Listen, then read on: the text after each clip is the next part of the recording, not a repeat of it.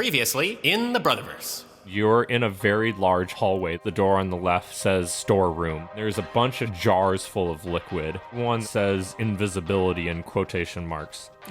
Okay, let's go into the elixir shop. Excuse me, I wasn't expecting anybody to be coming in this early. And he presses an intercom. I need backup at the elixir shop. So you clubbed him in the head twice, and he goes down. Well, we have a little bit of invisibility. Let's take this quick. We don't have time. You start shrinking down. Eventually, you're like 2.5 inches tall. We quickly run into a nearby hiding place. A mouse hole, perhaps? There's a small mouse that's wearing a little tunic. I slip on my ring of animal speech. My God, you speak the mouse tongue. My name is Miles. My king would be fascinated to meet you. Yeah, we found a much more interesting story down here.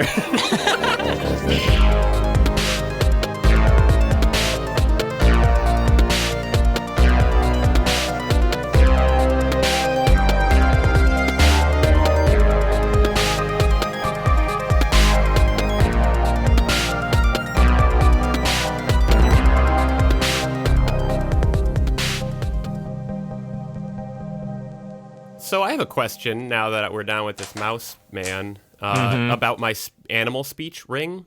I don't remember the parameters we set on it. Is it that I can just speak with animals like once a day? I think it's 3 times. Here, let me, Okay. I can actually check my campaign notes. Because I guess it lasts 10 minutes each time I use it if we're going by the actual spell, Oh, shit. which means... We're going to be kind of out of Well- luck soon after. Yeah. I guess All right, let's see 10 minutes here. is a pretty long time, isn't it? pretty It is long. a pretty long time. So it is once a day. All right, boys, we got 10 minutes. Wow. Well, let's go straight to mouse school. Yeah. You'd spend 3 years there. Maybe 6 months. It's fully immersive. Yeah. Can we make a mouse to human speech Rosetta Stone, physical stone, and then be Yeah. able to... So you guys have a Since- history of inciting entrepreneurship, so this might just be the latest in businesses that's sort of created from your need Yeah, quick. or presence Yenri, spend the next 10 minutes making a guide Yeah. to English, to common. while you know how to speak it. To write down all my knowledge on a piece of paper so I can just Yeah. read off of it later.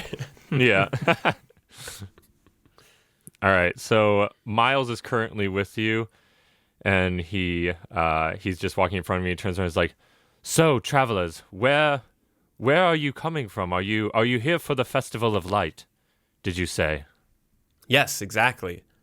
We were actually looking for some friends of ours who came here to do some research on some gangsters, some seedy dudes who were here at the festival, but they went missing. Their communication has gone completely cold. So Some seedy dudes. Are their pockets filled with seeds? sorry. I guess euphemisms aren't necessarily the same in mice and human language, but Seeds no, are very they're- precious to us. These seedy men seem like they would be of great value to us. well, no, probably not. No, they're kind of evil dudes. They're yeah, they sort of deal in underhanded deals and making some technology that they might be using to try to hurt people. Or under pod, if that makes more sense to you. Yes. Oh, thank you. No, although I know Puff can't actually speak to him. Yeah. But Yeah. it's like, Henry, Yeah, this is going to be a lot of me and Oric just like, be like, what? Yeah. Yenri, Uh, can you ask him if he speaks common or if there's any sort of, like, if they have translator devices that they can make with the crystals or something? Or That's a good Draconic? question. I know Draconic. I don't know Draconic. I know Orc. Do they speak Yeah. Orc? do you speak any other languages, or do you have any way to translate to common or to any other language that we might speak? there is a mage that I know in town. He might be able to help us. If you're speaking to me by magical means, which it sounds like you might be, then maybe he can help us to continue that spell or concoct us something where we can continue to communicate with each other. Oh yeah, that sounds wonderful. Yes, I this is magic that's allowing me to speak with you, and I only got about 10 minutes before it runs out. So Well, then we must make haste. He's like, All right. quickly, to my hover car. yes. Okay. So you You guys don't hear him, Ryan. Yeah. I said guys, okay to nothing. He's just said hover car. Unless my mouse is a little rusty. I would love it that was somehow lost in translation. He either said hover car or hearse. I'm not Yeah. sure which. Well, you better figure that out. So you guys walk with him around the corner, and you're just walking past some like wooden beams that are like the supports of the walls. And you walk around, and you suddenly see this area that's illuminated in light, and it's like this wooden and metal contraption that's glowing blue all over. And you see this like electricity coming out from the bottom. It seems to be levitating, like just a little bit off the ground. And Miles said, "Quickly, if you get in my hover car here, I can take you to the Mouse Kingdom, to the mage, and we can continue our conversation there." Wonderful. Let's do it. Oh, sorry, before we do, can I inspect the vial of quote-unquote invisibility that we have? Can I do like an arcana check or anything on it to see if I recognize what this is and like maybe how long it's going to last? Are you proficient in Arcana? No. Are any of you proficient in Arcana? I don't know what that means, so probably not. Or where would that be? It's on your stat sheet. Oh, I have a 4. I am proficient. Okay, since you're proficient, I'll let you roll with it. Because you would be the most likely to know how something like that would interact with a person. So I put my hands over it and I'm like, like a crystal ball. Ooh, that's a 19. Okay. So you look at it, and you've in your training to be a sorcerer, what little you've done, you've come across some potions and things, and like shrinking potions specifically, and you know that it lasts about 2 hours. Oh, guys, we got plenty of time. We got 2 hours. Oh, great. Oh, can I also deduce whether? Well, we'll figure it out later. I was gonna say there's the whole thing of like whether we just stay small, you know. But if we I'm take assuming- more or Yeah. shrink more, yeah. I'm guessing that the DM will probably be kind to us in that way. Yeah. I mean, you guys drank random amounts and all shrunk to be about the same size. So, That's a fine point. Oh, cool. Yeah, we got plenty of time. IV. So you guys go, and Miles's car here is more like a levitating pickup truck. Like he has like a bed in the back that's filled with all this like random junk, like paper clips and like other small metal and wood pieces that would be like discarded by normal people. So he says, "Sorry for the mess. I've been out here collecting supplies. As you see, I'm an inventor here and a bit of an explorer myself. I love to go around the city and pick up strange things that those above us have discarded. So we can ride back to my lab quickly. The mage lives just a couple of houses down." Okay. Fantastic. Hop in the wagon. Get in, boys. We are off. And so you guys climb into the back with all of his junk, and you see him get in the front, and he like puts his hands on like 2 joysticks, and you see kind of an electrical pulse like go through his body, and the thing levitates up a little bit farther, and you guys rush off, and you're like kind of in like a Star Wars speeder where he's like driving it and going really fast around corners and stuff. And you get to an area where you see some bright light, and you guys basically exit the building you're at, and you're suddenly on the street, and there's tons of people, and he's weaving in and out of the people's feet. And in the distance, you see a little storm grate with some bars on it. And he's like, "Hold on, we're about to get vertical." And he rushes into the storm grate, and the thing basically like hugs the curve. And so you guys are now driving straight down the wall that's inside of this storm grate, and the car is like hugging the wall. It appears like the electrical energy is kind of like reaching out, and you see it permeating the brick wall around you. So he drives down the wall for a little bit, and then you guys hit a basically river of sewage and water, and the thing levels itself out, and you start speeding down there. It's like the Mouse Kingdom basically exists in the underground world beneath the Vanguard. It's like a lot of our streets are the sewer systems that have existed, but we have a large cave that exists closer to the inside of the mountain where most of our city lies. He's like, "We'll be there in just a few minutes." And so he keeps rushing, and you're basically just tearing through the sewer system, and you see stuff like floating in there. And you eventually, like, the sewer system goes from being like nice bricks and walls to just like carved out of caves. And there's just like an underground river now. And you guys cruise along that for a while. And then you see like a blue light at the end of this tunnel. And as you break the plane into the light, you see before you this giant glowing city. Well, what looks giant to you, since you're super small. And it looks like the Blade Runner city. It's just all these tall towers that are all glowing with blue lights. You see a bunch of commotion in front of you. There's mice running everywhere. There's more of these like hovering cars and bikes, and you see like food carts being rolled around that are hovering as well.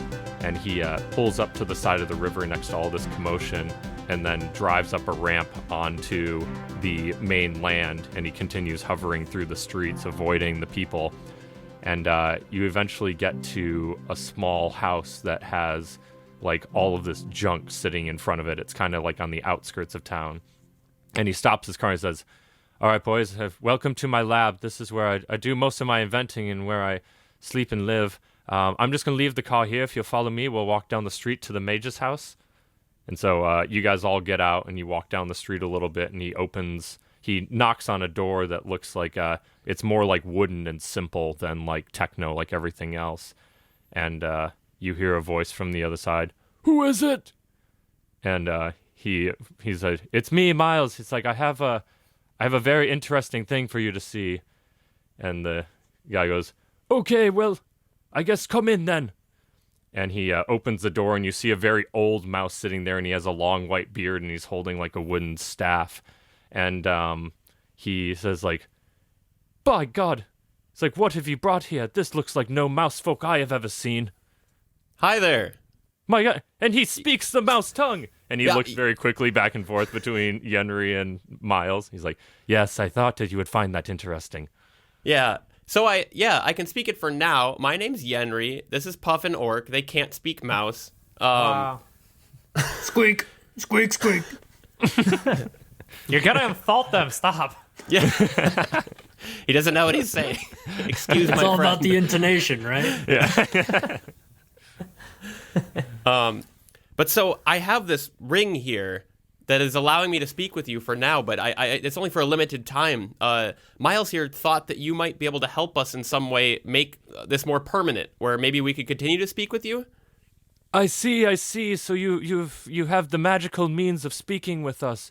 I believe that I could concoct some potion of animal human or animal being speech in my workshop here. I've done something similar before. May I see your ring, sir? Yeah, okay. I take it off and give it to him. Thank you. And excuse me, where are my manners? My name is Mouselin. I will try to help you out as much as I can. Can I still understand him when I take the ring off? You take it off, yeah, and all of a sudden probably it's just, not. squeak, squeak, squeak. It's like, I don't. You do the thing. And he like looks at the ring and he's like, "Oh, right." And he puts it back on your finger and he's like, "My name is Mouselin. Oh, thank you. I'm I didn't catch sorry. any of that. So We're gonna have our communication's gonna go dark here for just a few minutes as I whip this up."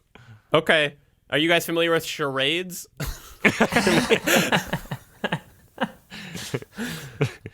Two No, squeaks. First squeak Squeaks is for yes. Sounds like squeak, squeak. so he walks into his house, and you see, like I said, it's very simple. He has like a cauldron sitting above a fire that's boiling, and he has like this wall of jars that hold these like different liquids. So he goes over and he puts the ring on the table, and you see his hands move over it, and his eyes are closed as if he's trying to like discover its hidden meaning or something like that. And after a little bit of that, he takes another cauldron out and he starts pulling a bunch of jars and things off of the wall and starts pouring them in, and little puffs of smoke come out. And you see him like go over to Yenri, takes plucks your pink hair, and he takes like a hair from each of you. And he looks at Puff and he realizes that there's no hair on you. So he just like puts his finger on you and takes some like slime. And then he takes one of his hairs too, and he puts it all in the jar, and you see this big puff of smoke come out. and he mixes it around for a little bit, and then takes a couple glasses and pours it in and just squeaks at you. He's like, squeak, squeak, squeak, and holds the glasses up to you. Like, if this doesn't work, I'm sure it's on me. Just gumming up the potion. Could you have made mine without the puff slime? Yeah. Oh, yeah, we have to drink it. Yeah. Down the hatch. All right. Cheers, All right. boys. Cheers. Yeah. So you Glug, glug, glug. you drink down the potion, and you hear like squeaking as they're like talking to you, and all of a sudden it starts to morph into common speech, and you guys can all understand the mice. Whoa. Hey, am I squeaking right now? Am I squeaking? Hey, it's good to hear your voice in the mouse tongue or the common tongue. I'm not sure. Not sure how this works. It's like, I'm sorry for not letting you know beforehand that I needed a sample of each of yours DNA to get the concoction right. So that's why I that's had to okay. grab your hairs. That's I'm a privacy sorry. violation. I didn't click yes. Accept. I'm sorry for how you had to extract mine. That probably wasn't pleasant. Oh, it's okay. It's like, I deal with a lot of strange ingredients in this lab. How long does this last? He's like, this should last a few hours. I'm not sure. I haven't created it before. Okay. It's like, Miles, what is your plan with these beings? And Miles answers like, well, I think I'm going to bring them to the king. I think that they would be most interested to meet beings from above. It might be a little strange. You must see that most people here aren't big fans of the Sky Watchers. Most of them feel like they have basically relegated us to a life beneath the ground and that they are dangerous and harmful beings. But I see the good in you, and I think that this could be a start to a more lasting friendship with the world above to the Mouse Kingdom below. Yeah, that'd Thank be cool. Yeah, we'll be those ambassadors, I guess. Perfect. I appreciate your enthusiasm.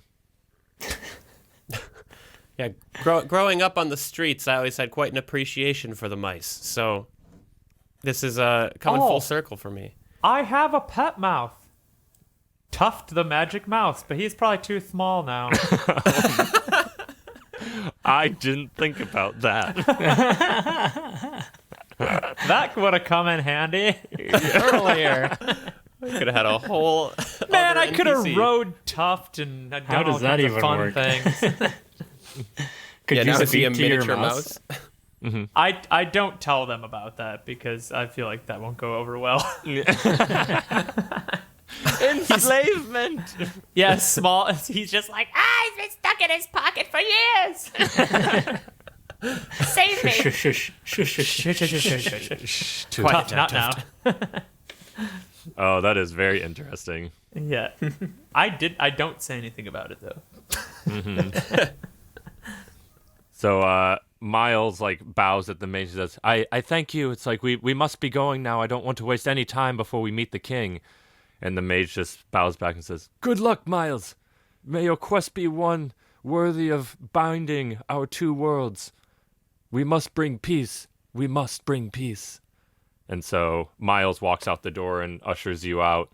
And you walk back down the street to his lab. And he's like, before we go, though, could you please just help me unload my truck into my house? I wouldn't want anything to be stolen here.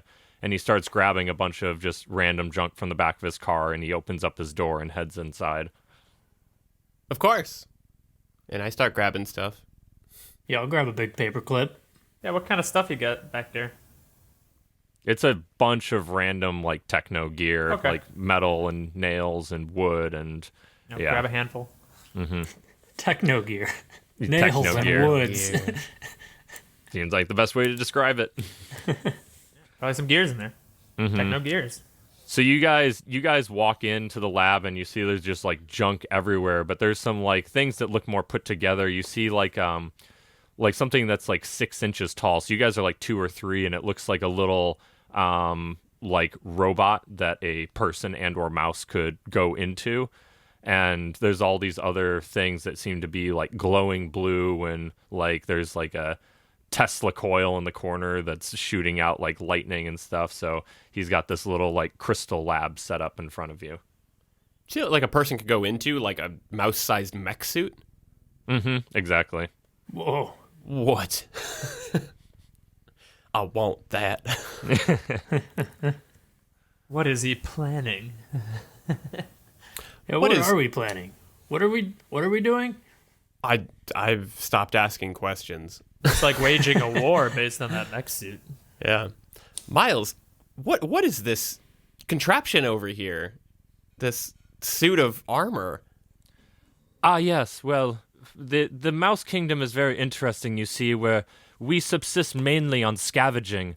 So we rely on going up to the above world and getting food and supplies and other things and bring them down here. This time of year, what you may be calling the Festival of Light, we call the bringing of goods, where it seems like suddenly the city of Vanguard is just overrun by people who have gone crazy, more or less. There's loud music and all of these interesting things happen that don't normally happen, but basically the piles of trash and gear basically pile up in the city, and we're able to go and replenish our stores of food and other things for the coming year. So we've been all just running around trying to get as much stuff as we can from the world above during the bringing of goods. And so this, I have a question. Would you by chance have anything that looks like this? And I pull out one of the key cards. Have you found any of these lying around? oh Lord, how did you get one of those? I've only seen one of those in my entire life. It's Really? It's in the throne room, actually. You have one. Oh. This looks strangely like the backing of the throne that the king sits on. Oh, Well, do you Good think to there's any know. chance that we could, in exchange for our help, acquire that? I am not sure that the throne would be something that the king, I feel like, would be very devastated to part with, but you may inquire when we meet him. Okay. Yes, this is very interesting. And just to continue, I feel like I never truly answered your question, Yenri. The mech suit here is to basically ride in and increase our strength so we can more easily get goods from the above world. Ah, that makes sense. This all makes me think that I should be paying a lot more attention to the ground, because I feel like I should have noticed tiny mech suits and hover cars while I've been walking around, but somehow not. there's a lot of lights up there. Apparently, most people don't. We are very quick and very secretive. Yeah, and most of us are pretty dumb, so it checks out. Or drunk. Or Yes, at least, you may or at least be right. unobservant. Yeah. So you guys put everything in the house there, and he says like, so do you have any more questions for me, or would you be ready to go see the king at the palace? Maybe just a quick manners lesson in Mouse. What should we expect when we enter the throne room? How should we address the king? So before we go in, I would say it appears that you already have hooded cloaks. I would maybe keep those on and keep your hoods up, because, like I said, the people down here are not too kind to the idea of sky watchers, and even though you're much smaller than them, I think people would be surprised. So in terms of manner, just please always address the king by his full name, King Nib Nib. Nib nib. Nip, nip, King Nib Nib. All nip, right. nip. It's like, other than that, the pleasantries can include bowing to him and thanking him for letting you appear in his presence. Okay. Are we putting you in danger by you taking us to the king?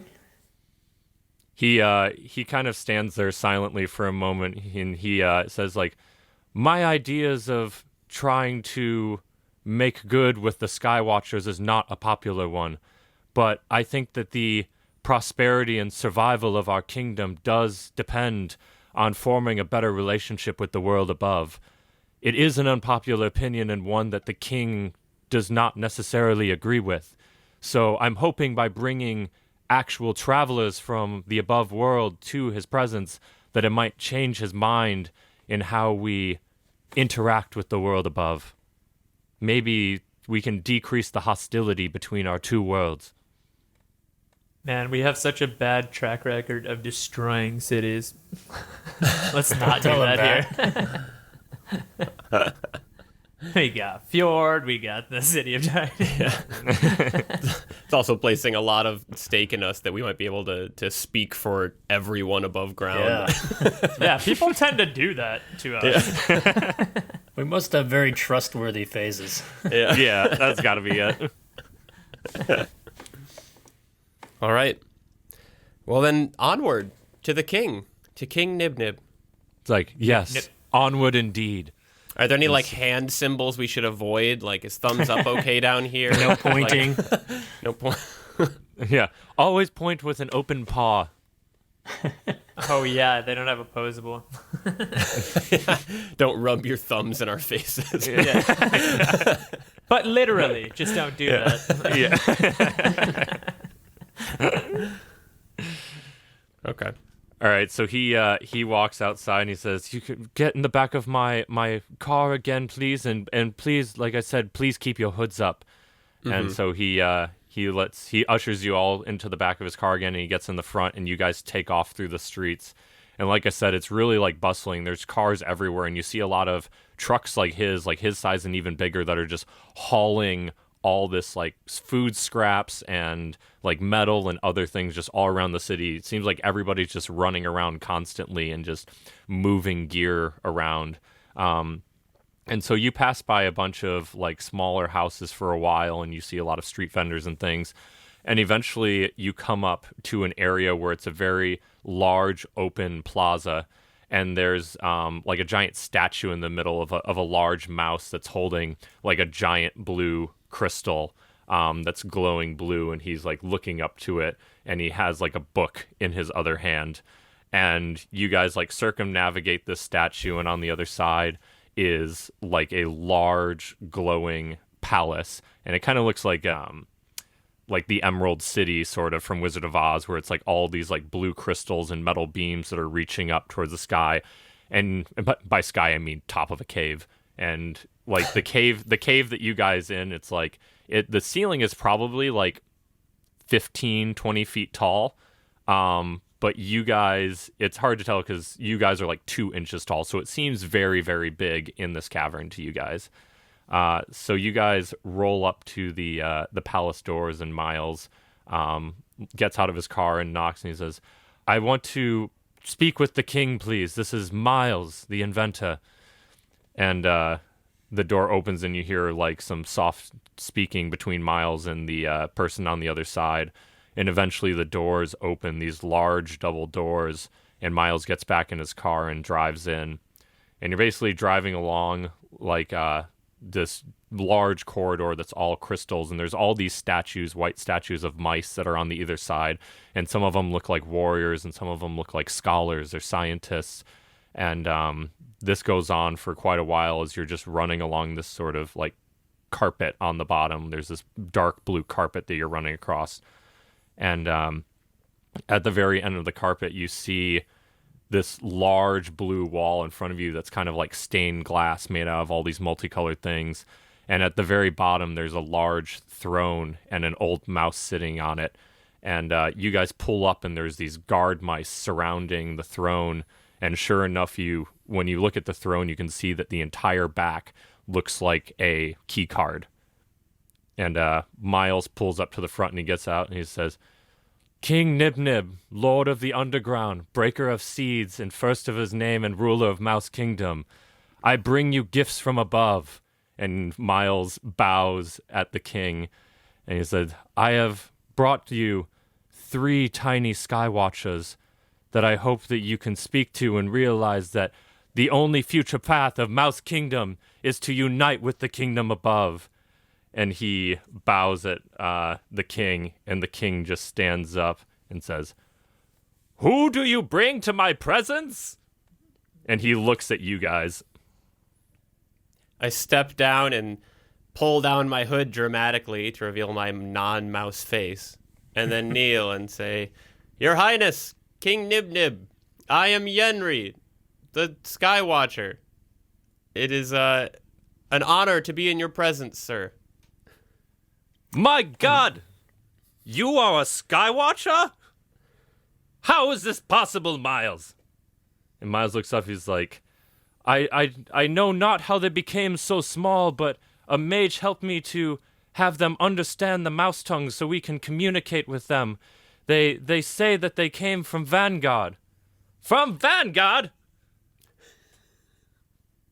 How dare you bring a Skywatcher into my presence? You know our relationship with the Skywatchers. Yenri, you there. What makes you think that you are worthy of being in the presence of King Nib Nib?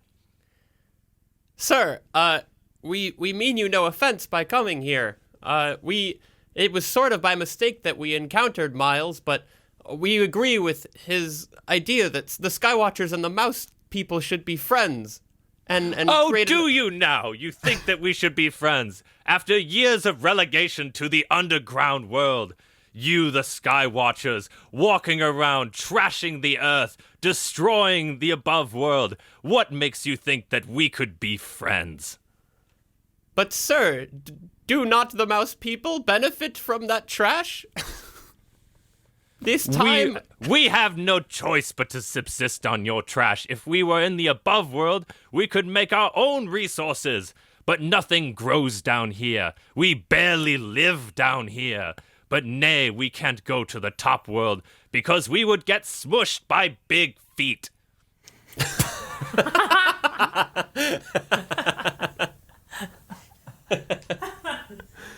I apologize for those. It is not a choice. Sorry, King Nib Nib. I have not introduced myself. I am Orc, but you can call me Luke Skywatcher.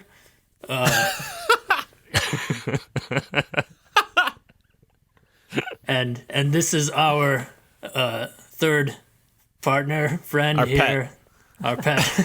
I'm the third one. My name is Puff. And I'm only a 5'6", just so you know. Not so big. We are new to the city of Vanguard, so we are only just learning of the people above ground, the Skywatchers, here in this realm, in this city, and your mouse kingdom here, which, might I say, is quite beautiful. And we've only just recently learned your tongue, which I think may be part of the problem between you and the Skywatchers. We don't have a means of communication, but now that we can speak to you, we'd like to try to find a peaceful route forward. Now, what benefit would you have with making peace with the Mouse Kingdom? Well, it Why seems would like you you have want some amazing technology down here. I mean, these hover cars and mech suits, we've not seen anything like that on the above world. So you wish to use us for our advancements? We wish to use each other to advance both societies. I wouldn't say use, I would say, coexist and create and live together. Mutually benefit. Exactly. And how would you say that we, the small ones, would be able to exist with your large and formidable bodies up above the earth? Well, that's something we could figure out, but one thing that comes to mind is your mech suits. If you had our large bodies to help create larger scale suits, you could become our size and live with us. Interesting. The size of our technology is fairly limited by our size. What say you of this, Miles? And Miles just looks at me and is like, Sir, I feel like we've had this conversation before where the mech suits are purely for scavenging. To create something large scale like that could pose a danger with our relations. I know your stance on the weaponization of my mech suits. And he's like, quiet! And the king like silences him as he talks about the weaponization. He's like, no. He's like, he knows not of what he speaks. It's like, but it is interesting that maybe we could harness the power of the above world beings to help us create larger technology. And he looks around a little bit. And he's like, I would be willing to talk with the Skywatchers above about this. Okay. And don't misunderstand us. We do not want to help you create weapons. But we do know a couple people up here. Grim comes to mind, and what's his face from the desert, guys. I don't remember that guy's name. But we might know a few people who could help you build out this technology on a much larger scale. Very interesting. The Duke of Fantasia. That's Duke the of one. Fantasia. Said, I would have to talk with my advisors with this. Our long-standing war with the world above makes this difficult to find palatable for me. It's like, but if we could create some larger technology, maybe we could take the city by force. Whoa. Well, hold Our up. city? Have you tried talking to them? It's like, we have tried interacting with these beings for millennia, but all they know is destruction. And I find the only way to fight destruction is with better destruction. Well, you're speaking my language there. See, the larger one understands me, Miles. Yeah. And Miles just looks at Orc and he shakes his head a little bit and he bows back down. It's like, could you, to make this better, maybe it's worth finding a means of communication with the above world. At some point, could you set that up? Yeah, Sure. If we can borrow Mouselin, he made it possible for us. We could put you in touch with the leader of the Skywatchers.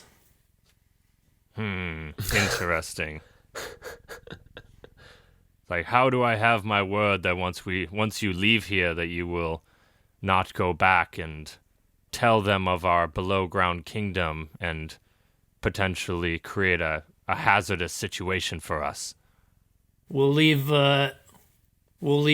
Puff. I knew that was coming. This is collateral salamander.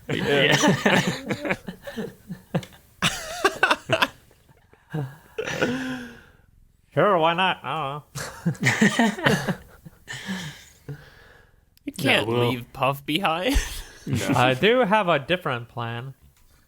What's your plan? I say to them, sidebar? I'll allow it. So we're gonna bring them to the leader of the Skywatchers. We could pull a whole hoodwink situation and, disguise self as the leader of the Skywatchers. I don't know what our plan is right now, though, because he just said if we help them, they're going to destroy Vanguard. Yeah. Yeah, it's not great. I don't even know who we would put him in touch with other than, Grim or the Duke, but they want to exist with the people of Vanguard. How about that info guy? The guy at the info desk. Ken Kesey? He's pretty agreeable. Ken's pretty chipper. You put him in touch with the Salamander Man. Yeah.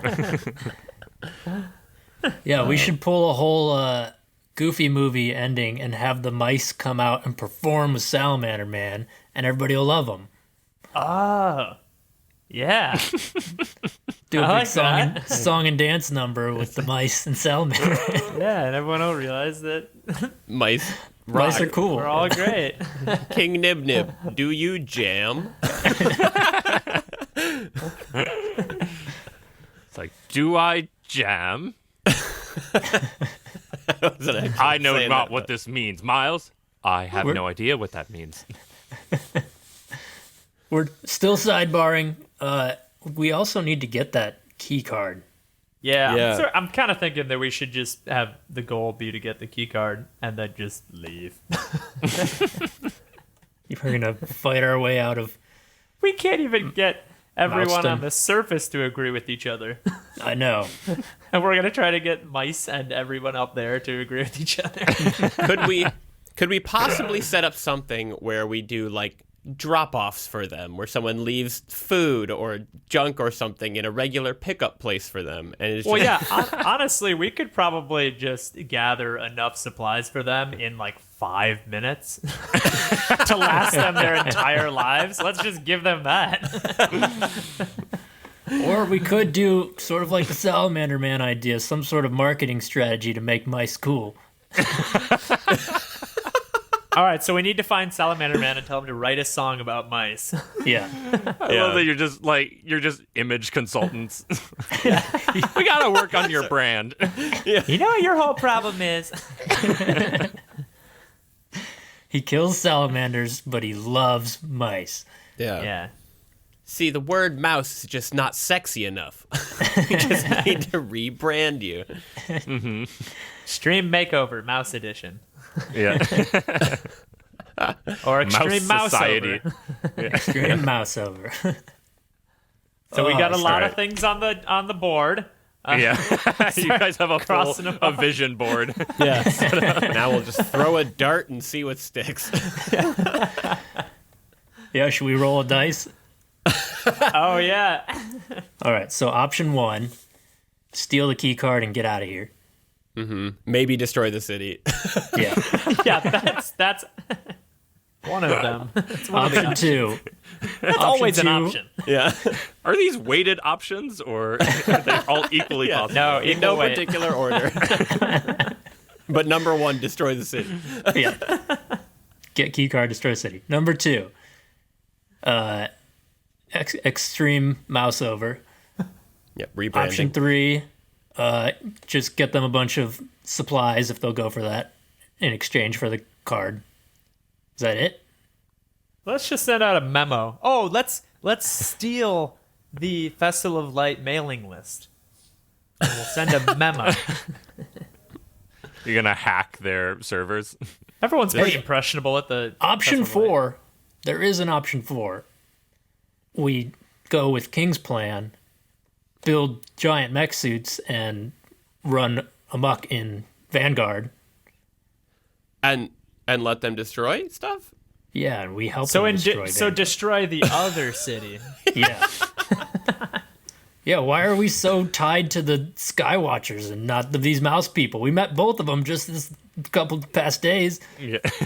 You've been here for like 36 hours. There was one thing I said when we entered this city that was we can't destroy the city. Said the city has a long and fruitful history. We now have 2 genocidal options on our Yeah, but so does... Well, one of them's gotta go. One of the world's gotta go. You're being prejudiced, because how do you know that Mouse Kingdom doesn't have a long and fruitful history? They probably have similar histories, actually. Yeah. Yeah. Let's throw another option out. Destroy I'm- both cities? I'm Team Mouse. Bomb. Okay. Option 5. Ask him what's the least they'll take for a key card. Say, we were getting ahead of ourselves with this whole ambassador thing. All we really want is that. Yeah, that's probably a better route. So these will be our backup options. Okay. King Nib Nib. Yes. We have come to you here with the idea of peace, but there is another reason that we've come to you. And- Is there now? And oddly enough, it is that thing behind your throne. That big blue card that makes I was up like, your throne. he gets up at first and goes behind his throne and looks at the stained glass wall behind it. Like, Sorry. No. The thing that makes up your throne, that big blue rectangle. And he walks back around and he looks at the throne. He's like, "You wish to take my throne?" That object has much importance in the above world. To us, it will help us stop some very evil men from doing some very evil things. I care not about the conflicts of above. This is a royal heirloom you are talking about. But- what makes you think that it is anything but priceless? I agree that it's probably priceless, but what could I bring you that would make up for parting with such a priceless object? Is there anything you would take in exchange for this? And he sits there and ponders for a second. Let's just take their whole city to the Valkyrie. Push it somewhere else. Yeah, let's take the city.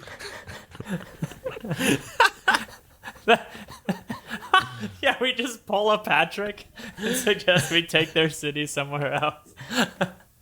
All right, so King Nib Nib has been sitting there and pondering a little bit. He's like, so I can think of 2 options for which I would be willing to part with this heirloom.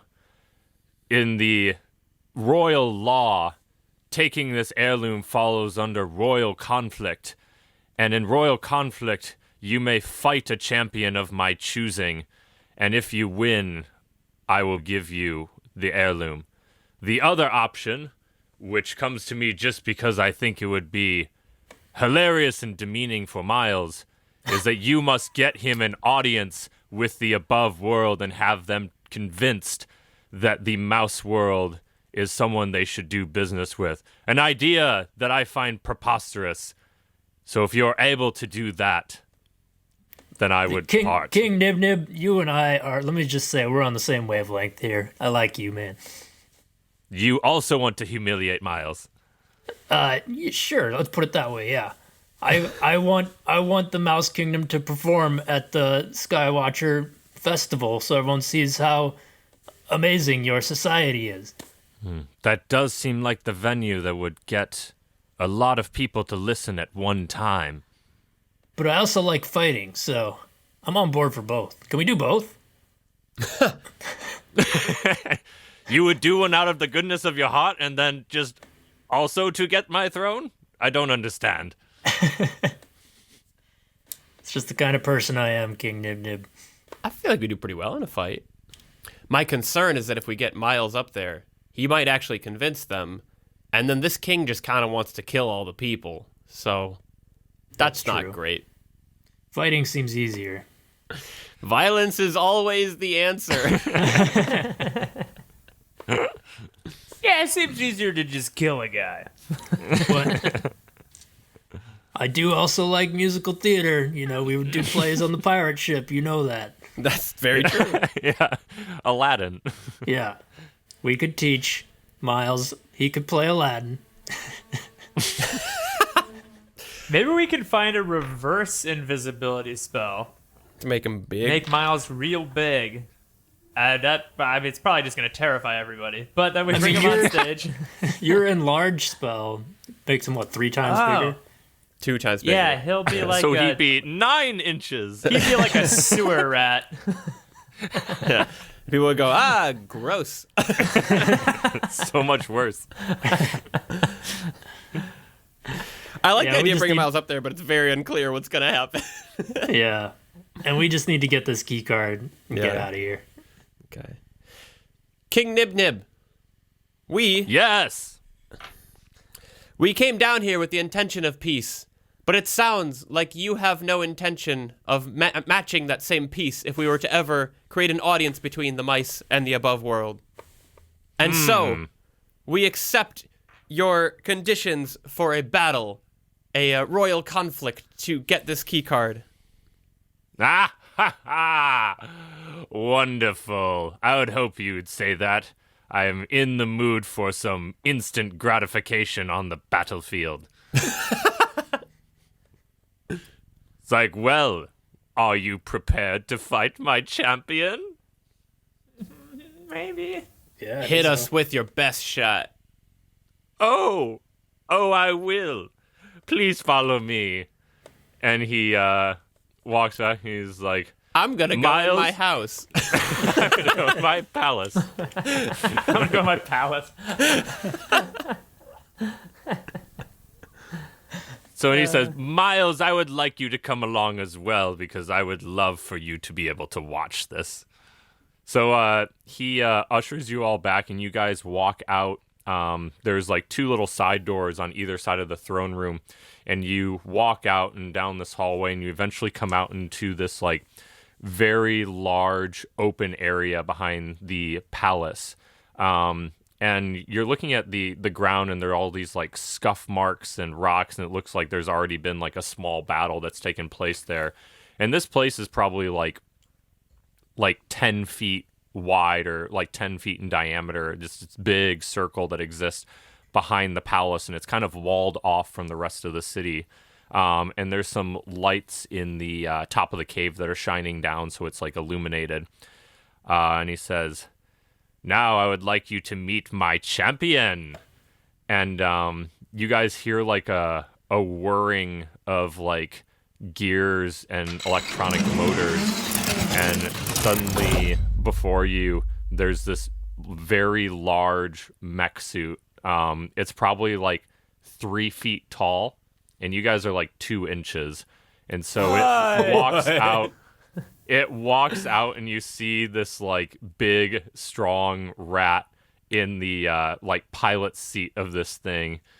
He's like, "I would like you to meet the biggest and best mech in our arsenal here, of which you have Miles to thank. Ha ha ha ha. And now you'll be able to do battle with it." I thought you said you hadn't weaponized them. I said that we had disagreements about weaponizing them. Look at it, Miles. Look what your creation has become. Hey, Miles, is there like an off switch? Yeah, we do have the mastermind, man. He's standing next to you. He's like, "There is the crystals on the body. You must destroy them." And the king is like, "God, seize him before he says anything else." And they go and grab him. I was like, the crystals are on the back and shoulders. You have to disarm him. And they pull him away outside the battlefield. And the king turns around and is like, "Well, boys, whenever you're ready." You said you hadn't been able to, like, get up to size. I'm 3 feet tall when I'm not shrunken. This is me-sized. That's a good point. It's all is about reasonable. perspective now, isn't it?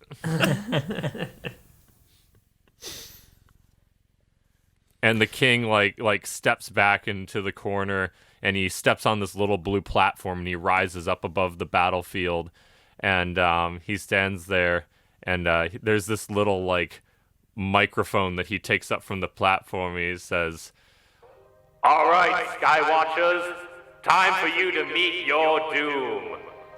Ready and fight!" And he pushes his hands down, and the big mech suit like flexes in front of you, and you hear all these whirrings, and steam starts spraying off of it, and it starts slowly walking towards you.